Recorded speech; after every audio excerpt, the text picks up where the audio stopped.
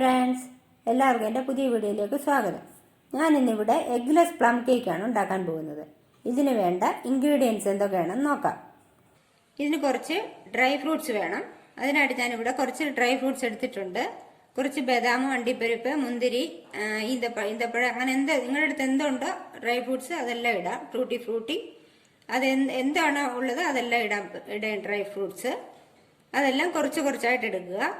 പിന്നെ വേണ്ടത് കുറച്ച് ചുക്കുപൊടി, പിന്നെ 2-3 ഏലക്ക, ഒരു പട്ട, ചെറിയ കഷ്ണം പട്ട, 2-3 ഗ്രാമ്പൂ, ജാതിപത്രി ഉണ്ടെങ്കിൽ അത്, ഇതെല്ലാം കൂടെ പഞ്ചസാരയും ചുക്കുപൊടിയും ഈ മസാലയും കൂടാണ് പൊടിച്ചെടുക്കേണ്ടത്. പിന്നെ വേണ്ടത് മൈദ 1 കപ്പ്. ഇത് ചെറിയ കപ്പിന് 1 കപ്പാണ്. ഞാൻ ചെറിയ കേക്കാണ് ഉണ്ടാക്കുന്നത്, അതുകൊണ്ട് ചെറിയ കപ്പിന് 1 കപ്പ്. പാല് 1/2 കപ്പ്, സൺഫ്ലവർ ഓയിൽ 1/2 കപ്പ്, പഞ്ചസാര 1/2 തൊട്ട് 1/4 കപ്പ് വരെ, baking powder 1/2 teaspoon, baking soda 1/4 teaspoon, ഉപ്പ് 1 പിഞ്ച് മതി, ഞാൻ ഇത്ര എടുത്തു വെച്ചേ ഉള്ളൂ. പിന്നെ വേണ്ടത് വാനില എസൻസ്. ഇനി നമുക്കിത് എങ്ങനെയാണ് തയ്യാറാക്കുന്നതെന്ന് നോക്കാം. ആദ്യം നമുക്ക് പഞ്ചസാര ഒന്ന് ക്യാരമലൈസ് ചെയ്തെടുക്കണം.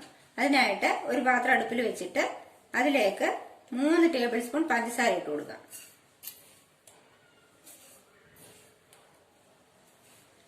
ഇനി സ്റ്റൗ കത്തിച്ചിട്ട് ലോ ഫ്ലെയിമിൽ വെക്കുക. ഇളക്കാനേ പാടില്ല. അത് ക്യാരമലൈസ് ആയി വരണം. ഇച്ചിരി സമയം എടുക്കും. ലോ ഫ്ലെയിമിലേ വെക്കാവൂ, മീഡിയം ഫ്ലെയിമിൽ വെക്കരുത്. വെച്ചാൽ അത് കരിഞ്ഞു പോകും. അതുകൊണ്ട് ലോ ഫ്ലെയിമിൽ വെക്കുക. ഇതാ ഇപ്പൊ പഞ്ചസാര ക്യാരമലൈസ് ആയിട്ട് വരുന്നുണ്ട്. ഇനി നമുക്ക് ഇതൊന്ന് ഇളക്കി കൊടുക്കണം. നമ്മളിത് പഞ്ചസാര ഇട്ടിട്ട് ഇളക്കാനേ പാടില്ല. പഞ്ചസാര ഒന്ന് അലിഞ്ഞ് ക്യാരമലൈസ് ആയി വരുന്നത് വരെ നമ്മൾ ഇളക്കരുത്. ലോ ഫ്ലെയിമിൽ തന്നെ വെക്കണം. മീഡിയം ഫ്ലെയിമിൽ വെച്ച് കഴിഞ്ഞാൽ കരിഞ്ഞു പോകും. കളർ ഒരുപാട് അങ്ങ് മാറിപ്പോവും. കരിഞ്ഞ ഒരു ടേസ്റ്റ് വരും കേക്കിന്. ഇനി ഇതിലേക്ക് നമ്മൾ ലോ ഫ്ലെയിമിൽ വെച്ച് തന്നെ 3 ടേബിൾ സ്പൂൺ പഞ്ചസാരയാണ് ഞാൻ ഇട്ടത്. അപ്പം 3 ടേബിൾ സ്പൂൺ തന്നെ വെള്ളം കൂടെ, തിളച്ച വെള്ളം വേണം ഒഴിക്കാൻ. പതുക്കെ മാറി നിന്നിട്ട് വേണം ഒഴിക്കാൻ.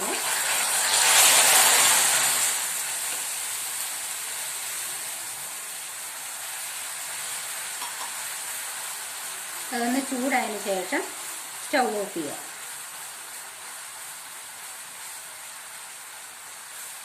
നന്നായിട്ട് ചൂടായിട്ടുണ്ട്. ഇനി നമുക്ക് സ്റ്റൗ ഓഫ് ചെയ്തിട്ട് ഇത് ആറാനായിട്ട് മാറ്റി വെക്കാം.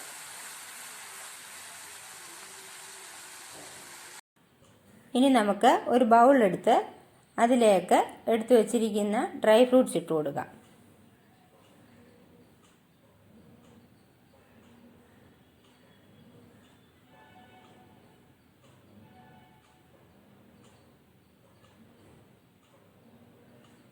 ഇത് എല്ലാം കൂടി നമുക്കൊന്ന് മിക്സ് ചെയ്യണം.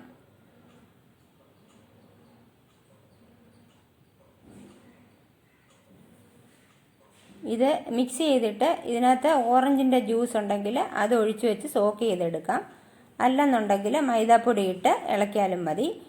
നമ്മൾ ഓറഞ്ച് ജ്യൂസ് ഒഴിച്ച് സോക്ക് ചെയ്യുവാണെന്നുണ്ടെങ്കിൽ 1/2 മണിക്കൂർ 1 മണിക്കൂർ ഒക്കെ വെച്ചാലേ അത് ഇതിന് ടേസ്റ്റ് വരത്തുള്ളൂ. കുറച്ച് സമയം വെച്ചെടുക്കുവാണെങ്കിൽ കുഴപ്പമില്ല. ഇതിപ്പം നമ്മൾ പെട്ടെന്ന് ഞാൻ ചെയ്യുന്നത് കൊണ്ട് മൈദാപ്പൊടി ഇട്ടിട്ട് മിക്സ് ചെയ്തെടുക്കുക ചെയ്യുന്നത്. ഇതിൻ്റെ ഒരു ഗുണം എന്ന് വെച്ചാൽ മൈദപ്പൊടി നമ്മളിട്ട് മിക്സ് ചെയ്തെടുത്താൽ കേക്കിൻ്റെ അടിയിലൊന്നും ഈ ഡ്രൈ ഫ്രൂട്ട്സ് പറ്റി പിടിച്ചിരിക്കത്തില്ല. നമ്മൾ മുറിച്ചെടുക്കുമ്പോൾ അടിയിൽ ഒരുപാട് നട്ട്സ് അടിയിൽ വരത്തില്ല. ഇതെല്ലാം അങ്ങ് മിക്സ് ആകും. അതിനു വേണ്ടിയാണ് ഇങ്ങനെ ചെയ്യുന്നത്. അടുത്തായിട്ട് ഒരു ബൗൾ എടുത്തിട്ട് അതിലേക്ക് ബാക്കി ഇൻഗ്രീഡിയൻസ് എല്ലാം ഒന്ന് മിക്സ് ചെയ്തെടുക്കണം. അതിന് ബൗളെടുത്താൽ ബൗളിനകത്ത് വെള്ളമയൊന്നും കാണാൻ പാടില്ല. വെള്ളമയൊന്നും ഇല്ലാത്ത ബൗളായിരിക്കണം. ഇനി അതിലേക്ക് നമുക്ക് ആദ്യമായിട്ട് പാലൊഴിച്ചു കൊടുക്കാം.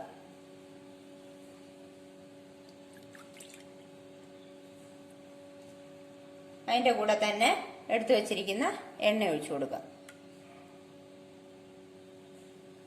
ഇനി ഇത് രണ്ടും കൂടി ഒന്ന് ഇളക്കണം.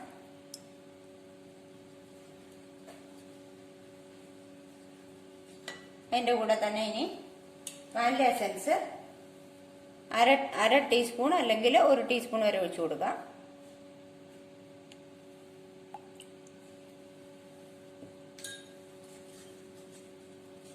ഇനി ഇതിൻ്റെ കൂടെ പൊടിച്ചു വെച്ചിരിക്കുന്ന പഞ്ചസാര, ഏലക്ക, ചുക്കുപൊടി ഇതെല്ലാം കൂടി ഞാൻ പൊടിച്ചു വെച്ചതാണ്, നന്നായിട്ട് പൊടിച്ചതാണ്. ഇനി ഇതുകൂടി നമുക്ക് കുറച്ച് കുറച്ചായിട്ട് ഇട്ട് കൊടുത്ത് ഇളക്കാം.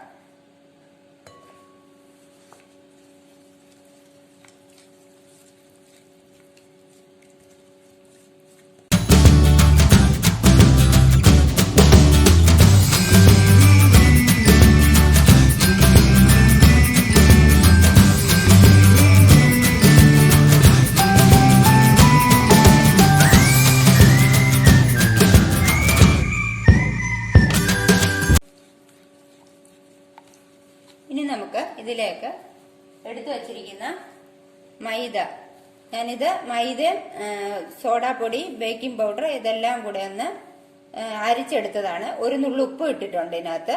ഇതെല്ലാം കൂടെ ഒന്ന് അരിച്ചെടുത്തതാണ്. ഇത് കുറച്ച് കുറച്ചായിട്ട് ഇട്ടിട്ട് നമുക്ക് മിക്സ് ചെയ്തെടുക്കണം.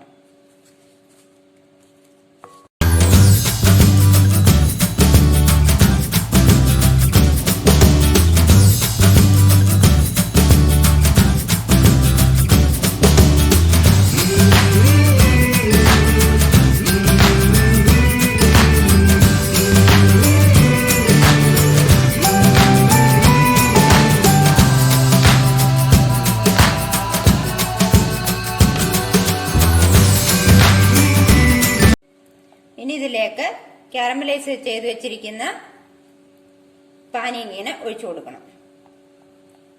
ഇത് ആറിയതിനു ശേഷമേ ഒഴിക്കാവൂ, ചൂടോടെ ഒഴിക്കാൻ പാടില്ല, നല്ലപോലെ ആറണം. അതിന്റെ കൂടെ തന്നെ നമ്മൾ എടുത്തു വെച്ചിരിക്കുന്ന ഡ്രൈ ഫ്രൂട്ട്സ് കൂടി ഇട്ട് കൊടുക്കുക. നന്നായിട്ട് മിക്സ് ചെയ്യുക.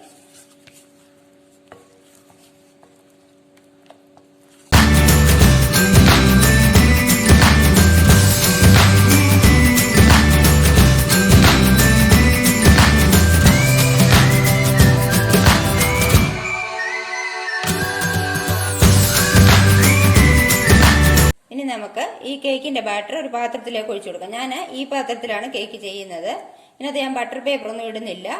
ഒരല്പം സൺഫ്ലവർ ഓയിൽ തടവിയിട്ട് അതിന്റെ പുറത്ത് കുറച്ച് മൈദപ്പൊടി ഒന്ന് തൂവിയിട്ടുണ്ട്. ഇനി ഇതിലേക്ക് ഒഴിച്ചു കൊടുക്കാം.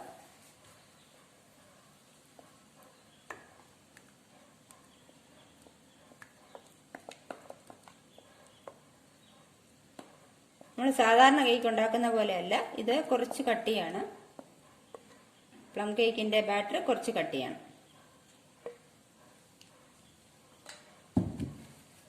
ഇനി ഇതൊന്ന് ടാപ്പ് ചെയ്ത് കൊടുക്കാം. ഇനി ഇതിന്റെ മുകളിലേക്ക് അണ്ടിപ്പരിപ്പ് വെച്ചിട്ട് അലങ്കരിക്കാം.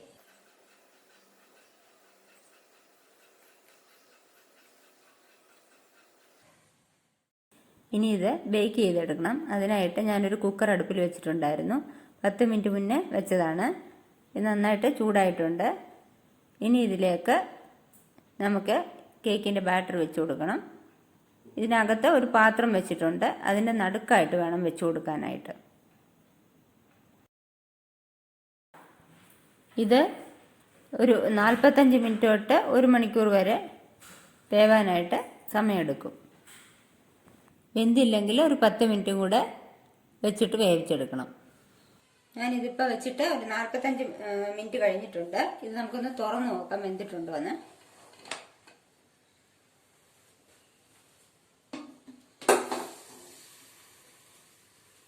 ഒരു ടൂത്ത് പിക്കോ അല്ലെങ്കിൽ പപ്പടം കാച്ചുന്ന കമ്പി അങ്ങനെ എന്തെങ്കിലും ഉണ്ടെങ്കിൽ ഒന്ന് കുത്തി നോക്കുക നടുക്കായിട്ട്.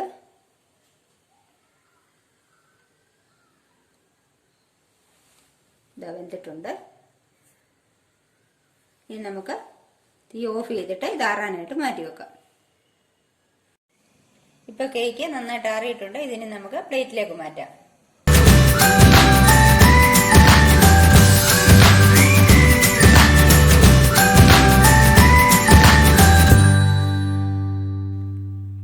ഇപ്പോൾ എഗ്ലെസ് പ്ലം കേക്ക് റെഡി ആയിട്ടുണ്ട്. ഇതിനകത്ത് ഓറഞ്ചിൻ്റെ ജ്യൂസോ അല്ലെങ്കിൽ ആൽക്കഹോളോ അങ്ങനെയൊന്നും ചേർത്തിട്ടില്ല, മുട്ടയും ചേർത്തിട്ടില്ല. അതുകൊണ്ട് വളരെ സിമ്പിളായിട്ട് ചെയ്യാവുന്ന ഒരു കേക്കാണ്. നിങ്ങൾക്ക് എല്ലാവർക്കും എൻ്റെ വീഡിയോ ഇഷ്ടമായെന്ന് വിചാരിക്കുന്നു. ഇഷ്ടമായെങ്കിൽ ലൈക്ക് ചെയ്യുക, ഷെയർ ചെയ്യുക. എൻ്റെ ചാനൽ ഒന്ന് സബ്സ്ക്രൈബ് ചെയ്യാനും മറക്കരുത്.